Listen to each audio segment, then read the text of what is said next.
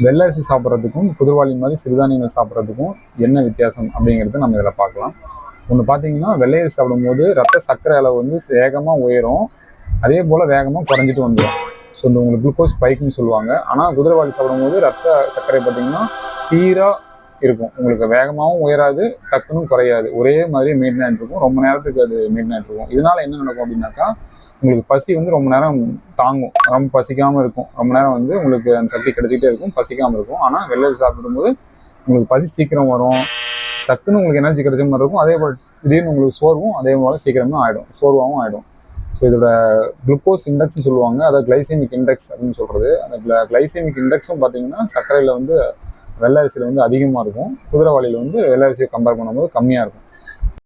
சிறுதானியங்கள் சாப்பிட்றதுனால சர்க்கரை வந்து குறையுது அப்படிங்கிறதுக்காக நம்ம சிறுதானியங்கள் அதிகமாகவும் சாப்பிடக்கூடாது, அதையும் நம்ம அளவாக தான் சாப்பிடணும். ஸோ நம்ம அளவாக சிறுதானியங்கள் எடுத்துக்கும் பொழுது சர்க்கரை அளவும் சீராக மெயின்டைன் ஆகும், உடம்புக்கு எனர்ஜியும் வந்து தொடர்ந்து நமக்கு கிடைச்சிட்ருக்கும். ஸோ அளவும் ரொம்ப முக்கியமானது.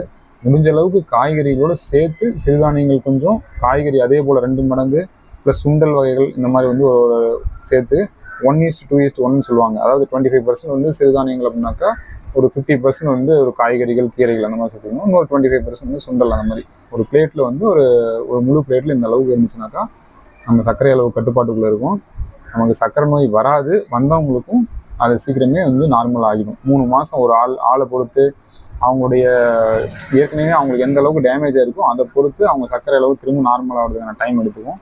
ஆனால் கண்டிப்பாக சர்க்கரை அளவு நார்மல் ஆகும் சிறுதானியங்கள் இந்த மாதிரி சாப்பிடும் பொழுது. தேங்க்யூ.